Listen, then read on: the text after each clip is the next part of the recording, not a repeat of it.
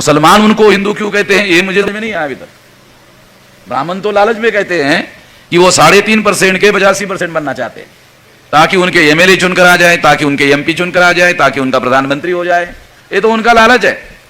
मगर मुसलमान SC ST OBC को हिंदू क्यों कहता है? भारत में 3000 साल से शेड्यूल कास्ट के ऊपर ब्राह्मण अत्याचार कर रहे हैं। 3000 साल से दुनिया में इंसानों को अछूत बनाने वाली सिस्टम कहीं पर भी नहीं है, केवल भारत में है। दुनिया में इंसानों को अछूत बनाने की सिस्टम केवल भारत में है और ब्राह्मणों ने बनाई, कहीं पर भी नहीं है। तो ब्राह्मण धर्म ने इन लोगों को अछूत कहा, छूने लायक नहीं माना। इसका मतलब है कि सबसे ज्यादा घटिया किस्म के लोग जिनको माना, और उसके लिए हजारों साल तक इसके लिए ब्राह्मणों ने अपनी ताकत खर्चा की, इनको अछूत बनाने के लिए। अछूत दुनिया के वर्स्ट किस्म के गुलाम है। दुनिया में बहुत किस्म के गुलाम हैं, मगर ब्राह्मणों ने दुनिया में जो गुलाम पैदा किए हैं उन गुलामों का नाम है अछूत। उन्होंने गुलाम पैदा किए, उन गुलामों को ब्राह्मण आज के तारीख में हिंदू कहते हैं।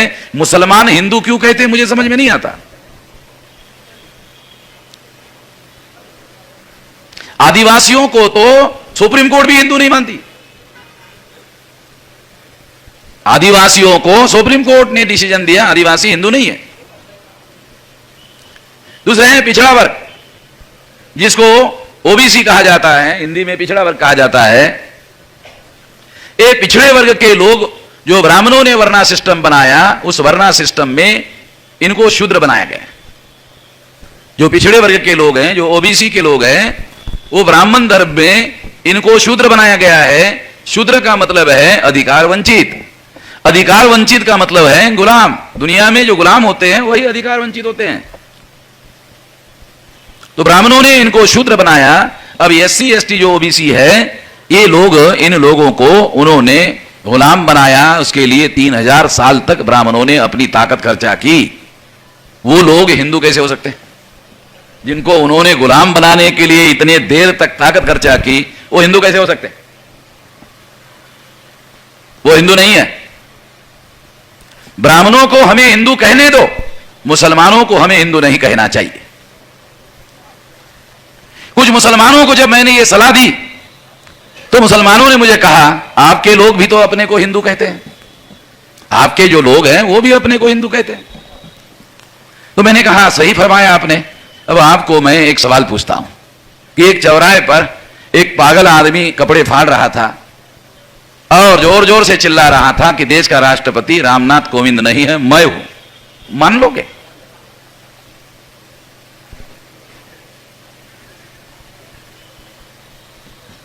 अजहरी साहब समझ रहे ना? मुसलमानों ने मुझे कहा कि आपके लोग भी तो अपने को हिंदू कहते हैं। मैंने कहा ठीक है, अच्छा फरमाया, तो मैं आपको इसका जवाब देता हूं कि चौराहे में एक पागल आदमी कपड़े फाड़ रहा है और जोर जोर से चिल्ला रहा है कि देश का राष्ट्रपति रामनाथ कोविंद नहीं है, मैं हूं। मान लोगे? कहा कि नहीं मानेंगे। तो ये जो ऐसे जो हजारों साल के, आपकी भाषा में, मुसलमानों की भाषा में जाहिल लोग है, आप ही की भाषा है ना, ये जो जाहिल लोग है, ये जाहिल लोग अगर अपने को कहते हैं हिंदू है, तो तुम जाहिलों की बात मान लोगे, अक्लमंद की बात नहीं मानोगे। जाहिलों की बात मान लोगे, और वामन मेघराम जो अक्लमंद आदमी है उसकी बात नहीं मानोगे। समझदार आदमी कह रहा है उसकी बात नहीं मानोगे। जो जाहिल आदमी है उसकी बात आप मान लोगे, तो कोई समझदारी की बात तो है नहीं।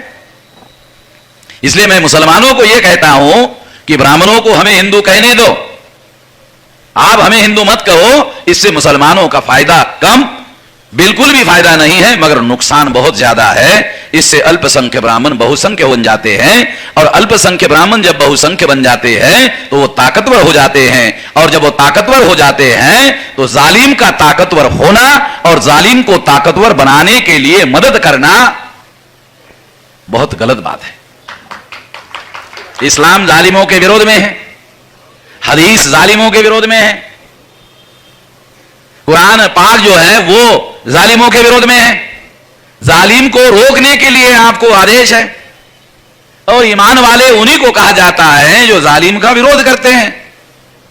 अगर आप हमें हिंदू कहते रहोगे तो इससे इनडायरेक्ट ब्राह्मणों की मदद होगी। ब्राह्मण यहूदियों से निकले हुए हैं, और अगर ब्राह्मण यहूदियों से निकले हुए लोग हैं तो यहूदियों ने मोहम्मद साहब को नहीं बख्शा, आप लोग यहूदियों की संतान ब्राह्मणों को मदद करोगे तो ये तो इस्लाम के विरोध नहीं न जाएगा, ये तो इस्लाम के विरोध में जाएगा।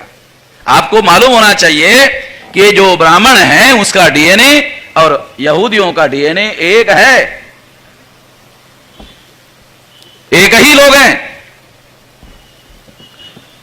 साथियों, मैं मुसलमानों को इसलिए ये बात समझा रहा हूं, ये मुसलमानों के फायदे की बात है।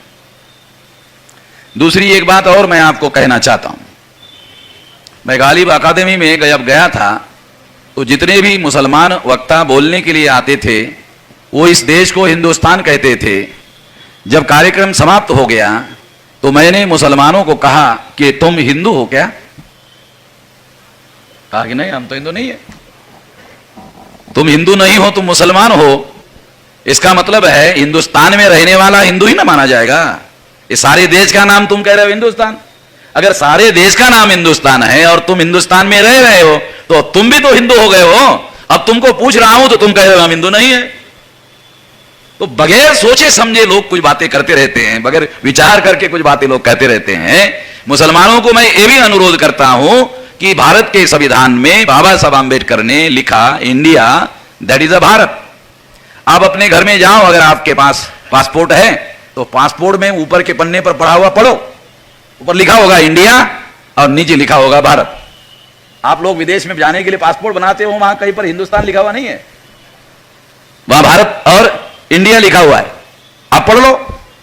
मगर आप बार बार अपने तकरीरों में हिंदुस्तान हिंदुस्तान हिंदुस्तान कहते हो।